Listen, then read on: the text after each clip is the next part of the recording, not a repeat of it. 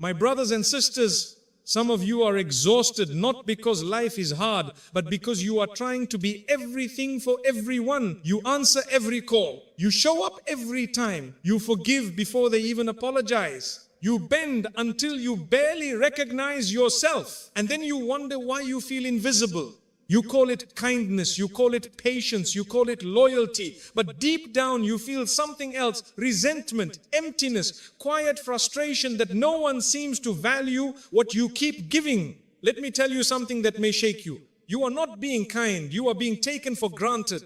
Islam does not teach you to shrink so others can feel comfortable. It does not teach you to beg to be appreciated. It does not teach you to exhaust yourself to maintain access to people who would not fight to keep you. There is a difference between having a soft heart and having no boundaries. There is a difference between serving with dignity and surrendering your self-respect. And today we are going to confront that difference. Because if you do not understand this, you will spend your life over giving to people who undervalue you while thinking you are earning reward. It is time to correct that mindset. It is time to restore your dignity. Understand this clearly. Islam commands mercy, generosity, and beautiful character. It commands us to smile, to forgive, to help, to give, to soften our speech, and to overlook the faults of others. But nowhere, and I repeat, nowhere does Islam command you to slowly destroy yourself in the name of being nice. There is a dangerous misunderstanding happening today. Many people think that the more they tolerate, the more righteous they are. The more they endure disrespect, the more patient they are. The more they silence their own pain, the more reward they will receive. This is not what our deen teaches. Rasulullah ﷺ was the most merciful human being to ever walk this earth. His kindness was unmatched. His forgiveness was extraordinary. But do not confuse his mercy with weakness. Do not mistake his gentleness for the absence of boundaries. He forgave when forgiveness was strength. He was firm when firmness was necessary. He showed compassion, but he never allowed people to trample over his dignity. When limits were crossed, he addressed them.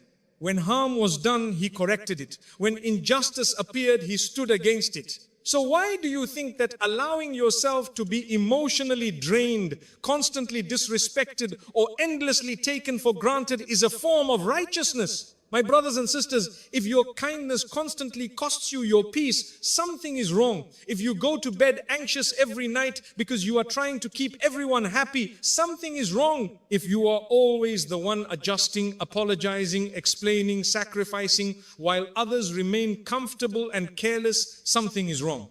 Kindness in Islam is strength under control. It is not submission under fear.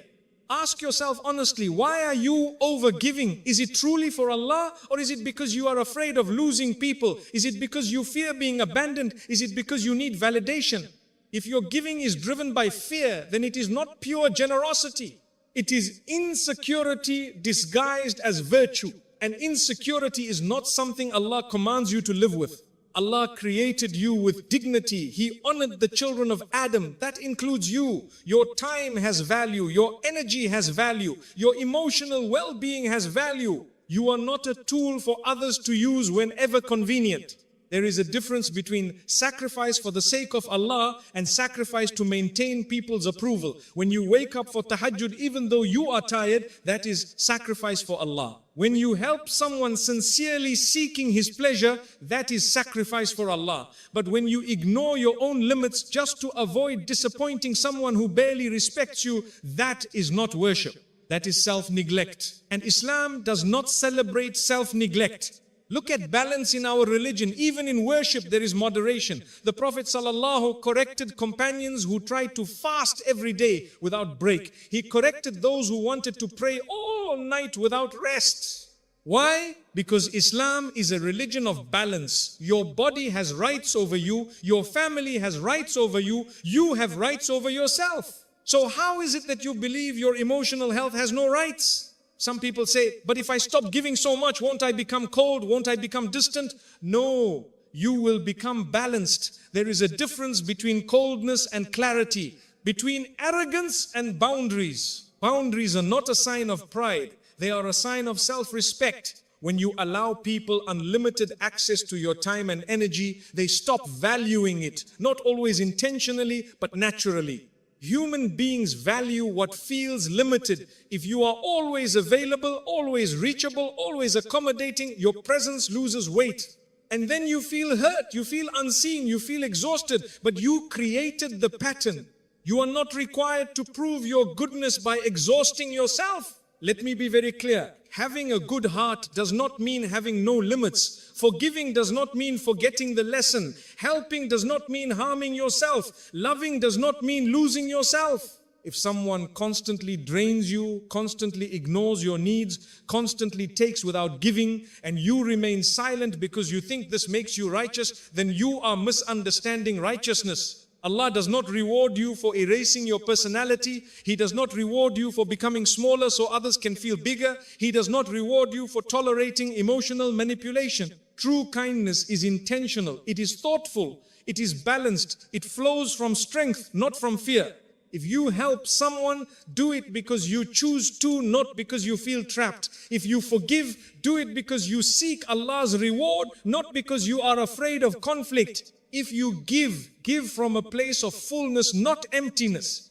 And if you need to step back to protect your peace, do so with dignity, quietly, without drama, without anger, just with clarity. My beloved brothers and sisters, you are not required to destroy yourself to prove you have a good heart. The strongest believers are those who combine mercy with firmness, softness with boundaries, generosity with wisdom. Be kind, be compassionate, be forgiving, but never confuse self-destruction with righteousness. Allah loves a believer who stands upright, not one who disappears. My brothers and sisters, this may be uncomfortable to hear, but you need to hear it. When you are always available, you slowly reduce your own value in the eyes of people. Not because you are worthless, not because people are necessarily evil, but because human psychology works in a very predictable way. What is constantly available is rarely appreciated. If you answer every message within seconds, no matter what you are doing, people stop respecting your time. If you cancel your own commitments whenever someone calls, they learn that your priorities can be rearranged easily. If you say yes every single time, your yes becomes ordinary. And what is ordinary is rarely treasured. Islam does not teach desperation. It does not teach you to revolve your life around people's attention. It teaches dignity, balance, and self-control. Ask yourself honestly, why are you always available? Is it because you genuinely want to serve, or is it because you are afraid that if you delay, they will forget you? If you do not respond immediately, they will lose interest. If you are not constantly present, you will be replaced. That fear is what is destroying your value. When you operate from fear of losing people, you unconsciously overextend yourself, you over-explain, you over-apologize, you over-give, you over-show up. And instead of creating closeness, you create imbalance. The one who is always chasing loses power. Look at the life of Rasulullah sallallahu alaihi wasallam. Did he give people access to him at every second of every day? No. There were times he was with his family. There were times he was in worship. There were times he was in consultation. There was structure. There was order. There was balance. His availability had wisdom behind it. Today, many of you respond to every notification like it is an emergency. You interrupt your rest, your family time, your focus, your ibadah, just to prove that you are responsive. And then you complain that no one values your time. My beloved brothers and sisters, people value what appears limited. If your time feels unlimited, it will be treated that way.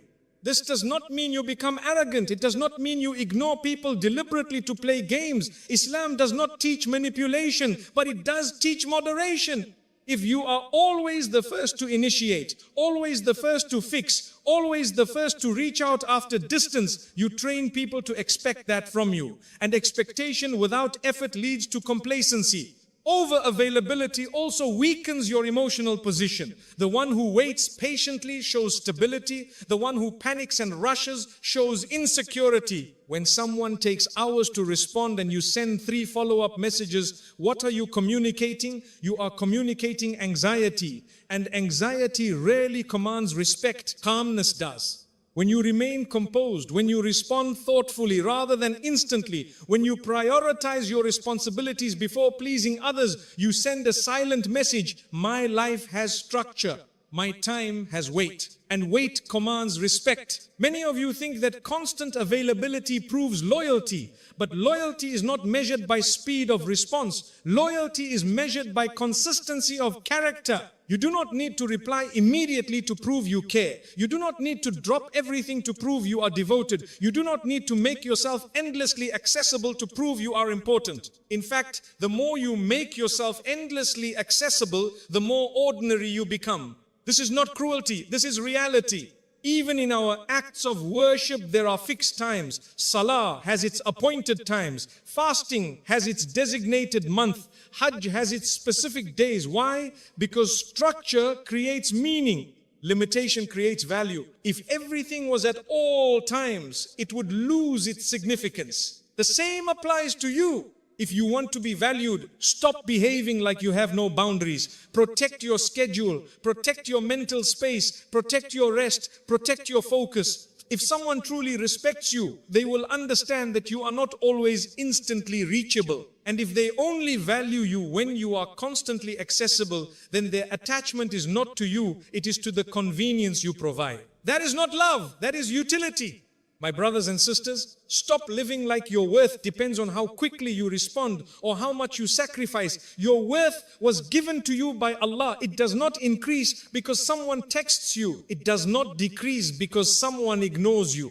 Be reliable but not desperate. Be present but not constantly available. Be kind but not at the expense of your dignity. When you learn to manage your availability with wisdom, something changes. People begin to respect your time. They begin to appreciate your presence. They begin to realize that access to you is a privilege, not a guarantee. And most importantly, you regain your own self-respect. Do not make yourself so easy to access that you become easy to overlook. This is where many of you are confused. You have been hurt, ignored, dismissed, and disrespected, and you tell yourself, I am being patient. You tell yourself, Allah loves those who have sabr. You convince yourself that staying quiet while your heart is breaking is some higher level of righteousness. But let me be clear with you. Patience is not silent suffering. Sabr in Islam is strength. It is controlled endurance for the sake of Allah. It is not tolerating emotional damage because you are afraid to speak. It is not allowing someone to repeatedly wound you while you smile outwardly and collapse inwardly. There is a difference between enduring hardship and accepting harm. When you lose someone you love and you say Alhamdulillah, that is sabr. When you are tested financially and you continue to trust Allah, that is sabr. When you are insulted once and you choose forgiveness for the sake of Allah,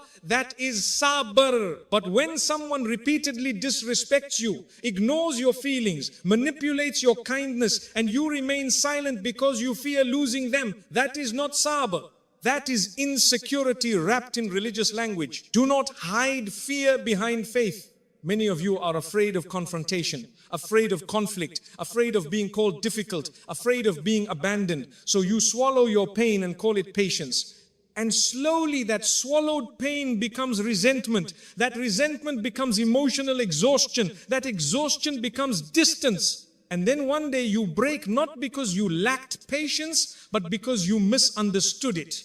Rasulullah ﷺ endured immense hardship. He was mocked, boycotted, physically harmed, but he did not allow injustice to continue unaddressed within his community. When limits were crossed, he corrected. When agreements were broken, he responded. When people oppressed others, he stood firm. He was patient with trials from Allah. He was not passive in the face of wrongdoing. There is wisdom in knowing when to absorb and when to address. If someone forgets once, you overlook. If someone slips once, you forgive. But if a pattern forms consistent neglect, consistent disrespect, consistent emotional imbalance, and you continue pretending everything is fine, you are not practicing sabr. You are teaching people that your feelings do not matter. Islam does not require you to make your heart disposable.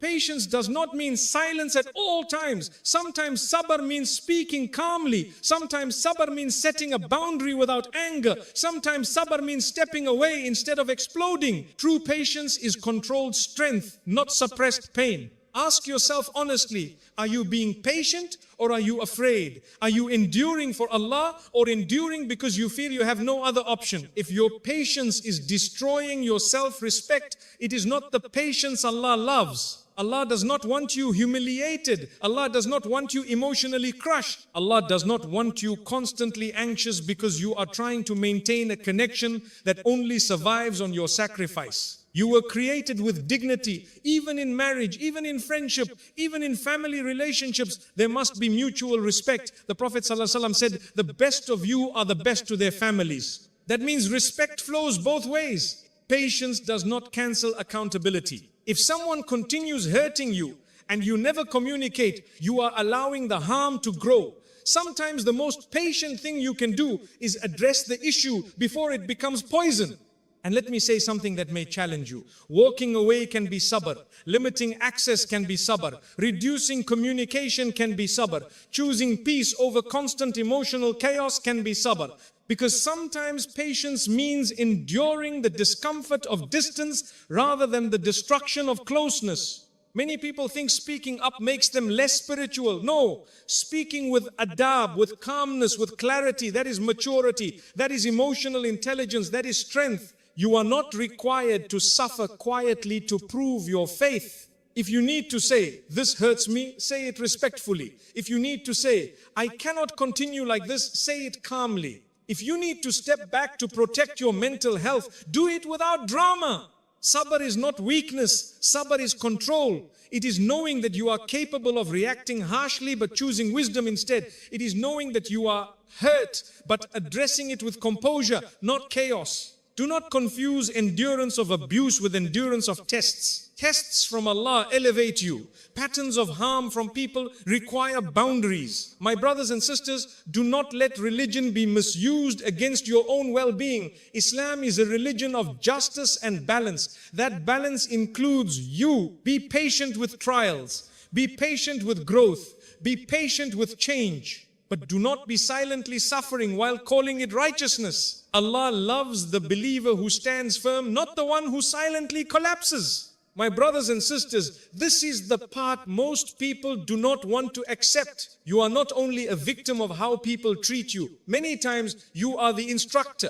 The way people behave toward you is often shaped by what you tolerate, what you excuse, what you reward, and what you repeatedly allow.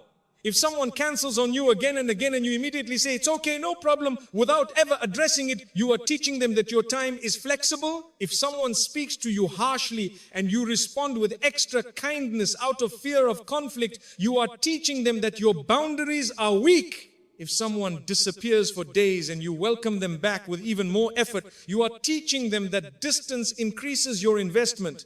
And then you say, why do they keep doing this to me? Because you trained them. This is not about blaming yourself for someone else's bad character. People are responsible for their actions, but you are responsible for your standards. If you have no standards, people will operate at their lowest convenience. Look at how Allah teaches us in the Quran. There are rewards for obedience and consequences for wrongdoing. There is mercy, yes, but there are also clear limits. There is forgiveness, yes, but there is accountability, balance. Yet in your relationships, you remove all consequences. You forgive without discussion. You accept without clarification. You accommodate without limits. And you expect people to suddenly treat you with higher respect. Respect grows where boundaries exist. If your kindness comes without structure, it becomes predictable. And predictability without strength becomes exploitation. Many of you think that setting boundaries makes you harsh. It does not. It makes you clear. When you calmly communicate that something is not acceptable, you are not being dramatic, you are being mature. When you choose not to answer immediately because you are busy, you are not being arrogant. You are managing your priorities. When you stop chasing someone who repeatedly withdraws, you are not being cold. You are protecting your dignity. But if you keep rewarding minimal effort with maximum energy, do not be surprised when minimal effort continues. This is a hard truth. People will rise or fall to the level of expectation you create. If you expect little, you will receive little. If you accept inconsistency, you will live with inconsistency. If you tolerate disrespect once without addressing it, it becomes easier for it to happen again and again and again. Islam teaches ihsan, excellence. Excellence does not only apply to how you treat others, it also applies to how you allow yourself to be treated. You cannot demand excellence while modeling desperation. If you want to be valued, stop over-functioning. Stop over-explaining. Stop over-apologizing for things that are not your fault. Stop filling every silence. Stop solving every problem alone. Let people feel your absence when they neglect your presence. You do not need to shout. You do not need to threaten. You do not need to create drama. Simply adjust your behavior. If they delay, you do not rush. If they reduce effort, you match effort. If they show respect, you reciprocate. If they show disregard, you step back. Calmly, quietly, with dignity. When Rasulullah sallallahu made agreements, there were terms. When those terms were violated, there were responses. Mercy existed, but structure remained. That structure maintained respect. Without structure, relationships become chaotic. And chaos always harms the one who gives more. My beloved brothers and sisters, you cannot keep allowing what hurts you and then complain about being hurt. At some point, wisdom requires action. If someone knows that no matter what they do, you will stay the same, they have no incentive to improve. But when they see that their behavior affects access to you, respect begins to form. You teach people how to treat you not by your words, but by your reactions. If you react to neglect with more effort, neglect grows. If you react to distance with panic, distance becomes power. If you react to disrespect with silence, disrespect becomes habit. But if you react to patterns with calm boundaries, something changes. You regain control over your emotional space. You stop feeling like a victim of other people's moods. You begin operating from stability instead of fear. And when you operate from stability, people feel it. Do not misunderstand this as manipulation. It is not about playing games. It is about self-respect. It is about aligning your behavior with your values. Allah honored you. Do not dishonor yourself by accepting treatment that contradicts that honor. You are responsible for the environment you allow around you. Teach people through your actions that your time matters, your feelings matter, your presence matters. Because if you do not teach them, they will assume it does not. And listen carefully to this one, because this is where many of you lose your dignity without realizing it. You think that the more you chase, the more you prove your love. The more you pursue, the more you prove your loyalty. The more you explain, the more you prove your sincerity. But in reality, the more you chase, the more you lower your perceived value. This is not cruelty. This is human nature. When you run after someone who is pulling away, you are communicating something very clearly. I need you more than you need me. And the moment imbalance enters a relationship, respect begins to weaken. The one who is stable never chases. The one who trusts Allah never panics. Ask yourself honestly, why do you chase? Why do you send the second message when there is no reply? Why do you over-explain when no one asked? Why do you double your effort when they reduce theirs? It is fear. Fear of losing them. Fear of being replaced. Fear of being forgotten. Fear of not being enough. And fear is never attractive. Fear does not create closeness. Fear creates imbalance. My brothers and sisters, your worth was not given to you by people, it was given to you by Allah. If someone fails to recognize it, that does not reduce it. It only reveals their perception. When you chase validation, you place your emotional stability in someone else's hands. You wait for their reply to feel calm. You wait for their approval to feel secure. You wait for their reassurance to feel worthy. This is emotional dependence. And Islam never taught dependence on people. It taught dependence on Allah alone. When your heart is attached to Allah, you do not chase people. You approach them with dignity. You communicate with calmness. You give effort, yes, but you do not beg for attention. There is a huge difference between effort and desperation. Effort says, I value this connection.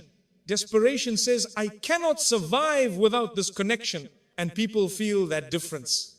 If someone withdraws slightly and you immediately increase your intensity, you reward their distance. If someone becomes inconsistent and you become more consistent, you create imbalance. If someone becomes cold and you become warmer out of panic, you weaken your position. You are teaching them that your energy increases when theirs decreases. This is not love. This is insecurity. Look at the confidence of the believer. A believer understands that what is written for them will not miss them. If someone is meant to stay in your life, they will stay without you humiliating yourself. If someone is meant to leave, your chasing will not prevent it. Chasing only exhausts you. And let me tell you something else. The more you chase, the less the other person feels the need to invest. Because you are compensating for their lack of effort. You are filling the gaps. You are carrying the weight. Stop carrying what should be mutual. If you step back and everything collapses, then it was never balanced to begin with. My beloved brothers and sisters, you must learn the power of restraint. Sometimes the strongest move is silence. Sometimes the most powerful response is no response. Sometimes the greatest dignity is letting someone show you how much they truly value you without interference. When you stop chasing, you see clearly. If they care, they will step forward. If they do not, you are saved from wasting more time. And understand this deeply. Your value increases when you are centered, not when you are anxious. When you are composed, not when you are reactive. When you are secure in yourself, not when you are scrambling to hold someone's attention. Rasulullah sallallahu alaihi never chased people for validation. He delivered the message with strength and clarity. Those who accepted, accepted. Those who rejected, rejected. His worth did not fluctuate based on their response. Why does yours? If someone takes hours to reply, let them. If someone reduces effort, observe it. Do not immediately compensate. Do not immediately fix. Do not immediately overextend. Calmness communicates strength. When you respond at your pace, when you prioritize your responsibilities, when you remain emotionally steady, even if someone becomes distant, you send a powerful message, I value myself. And people treat you according to the value you project. My brothers and sisters, chasing is exhausting because it is rooted in fear. Stability is peaceful because it is rooted in tawakkul. Trust Allah enough to stop running after people who are walking away. Trust Allah enough to believe that what is meant for you does not require you to beg. Trust Allah enough to understand that losing someone who does not see your worth is not a loss, it is protection. Do not make yourself smaller to keep someone comfortable. Stand firm. Give effort with balance, care with dignity, love without losing yourself. Because your value does not increase by chasing. It increases when you stop. My beloved brothers and sisters, this is where your heart becomes heavy because you are expecting something you were never promised. You give, you sacrifice, you show up, you support, you forgive, you adjust, and deep inside you are waiting for appreciation, waiting for acknowledgement, waiting for someone to finally say, I see what you do for me. And when that appreciation does not come, your heart feels betrayed. But let me ask you something honestly. Who were you giving for? If you were giving for Allah, why are you devastated when people do not clap? This is the trap many of you fall into. You tell yourself your kindness is for Allah, but your emotional reaction proves it was partly for recognition. And when recognition does not come, resentment begins. You start replaying everything you have done. After all I did for them, after all I sacrificed, after everything I tolerated. That sentence, after everything I did, reveals that your heart was keeping score. Giving in Islam is not transactional. It is intentional. When you help someone, you do it because Allah sees it. When you forgive someone, you do it because